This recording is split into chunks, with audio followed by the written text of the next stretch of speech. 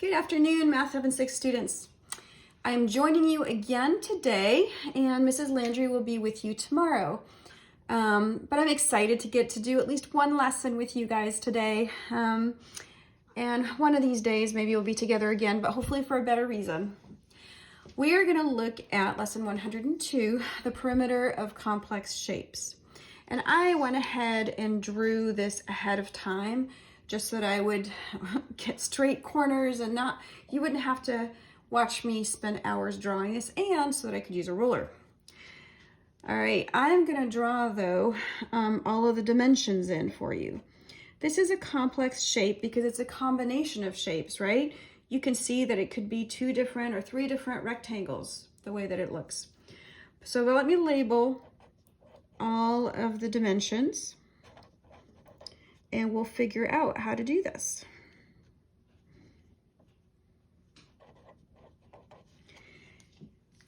Now, the important thing is to know what the instructions are. And the instructions are finding the perimeter, but they've sort of rigged this. They're tricking you, right? They've asked you to find, and actually I should have done A in a different color. They're asking you before you can find the perimeter, and I always like to look at the perimeter, and I really do, because I'm always afraid I'm gonna make a mistake, as the little guy taking a walk. He goes 4 centimeters, B centimeters, A centimeters, 3 centimeters, 6 centimeters, and then back to the start. And sometimes I label my start. The reason I do this is that it's so easy to make a mistake if you don't.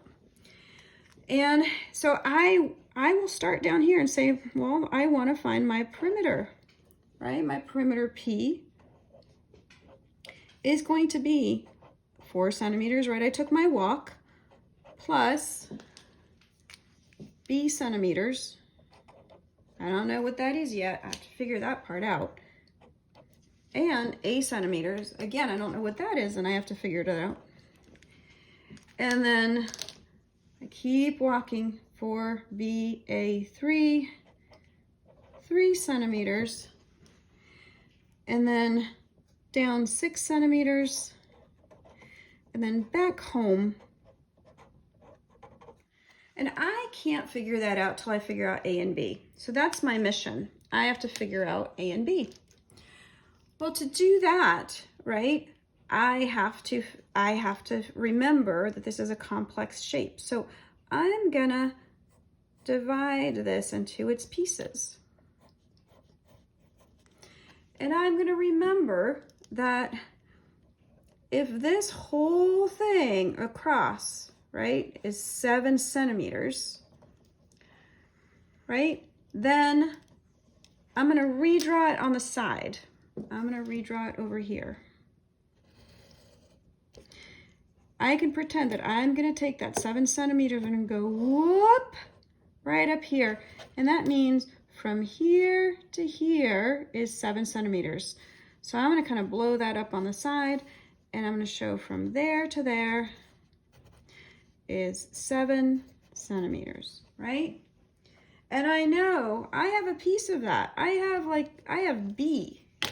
I don't know what B is, right? But I know I've got B. And I know this is B, right? And I know the whole thing is 7 centimeters, right? Like down there. If only I knew what that part is, right? If I knew what this part was right here, well, whatever that is, I would be able to figure out B. Well, do I know what that part is? I know that this whole thing is 7 centimeters, right? Because this is centimeters. Well, what if I bring this 3 centimeters down?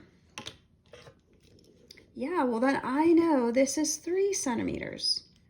Okay, so I can put this 3 centimeters right here. I guess I do know what that piece is, right? I can bring, my paper jumped right down. Well, that's really helpful. Because now I can show you that B plus 3 has to equal 7, right? This little piece that I don't know, 3 centimeters I do know, and centimeters, 7 centimeters I know. So B, right, plus this 3 centimeters all together gives me my 7 centimeters. And this, I keep using this green because I'm trying to get you to see, right, these are going to be the same, right? Those are going to be the same.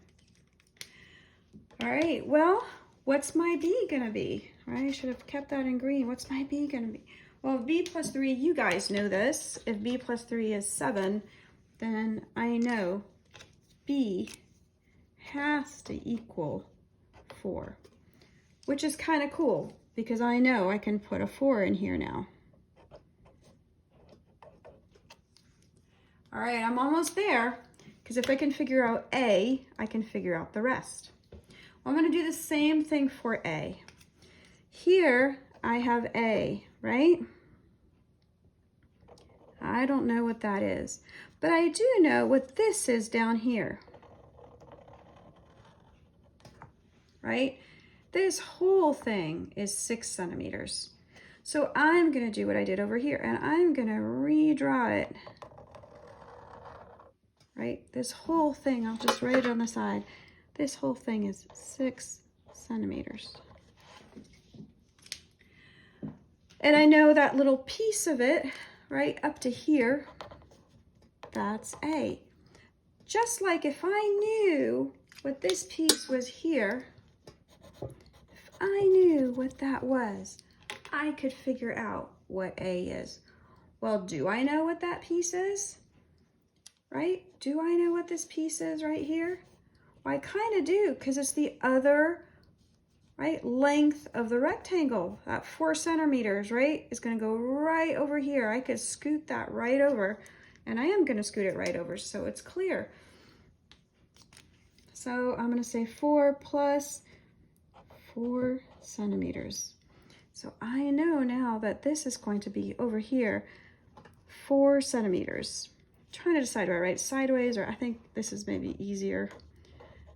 And I'm going to make my A sideways just because it should be the same, right? 4 plus A. So now I have a second equation, right? I know that A plus 4 equals 6. Well, that's helpful because then I know this little A has to be 2. And so now I know that I have 2 centimeters. Okay, now that's one way to look at it. Really, you could also do things like relabel 3 and 3 here, right? 4 and 4 here, 7 and 7 here, because that helps you see the whole picture. Because that way you can see that I have my 2 lengths and my widths are A. I have my 2 lengths and my widths are B, right? So once I've done that, a lot of people stop here and they forget. I still have to solve this.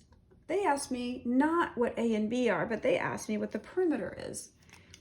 So I now have to calculate the perimeter, and I'm not going to have room over here, so I'm going to just kind of go here. 4 plus 4 is 8, plus 2 is 10, plus 3 is 13, plus 6 is 19, plus 7 is 26. Does that agree with what you guys think? Is that 26 centimeters? Looks like that. All right, so we've solved the perimeter of our first complex shape. I'm going to pause for 1 second and come back and do another one.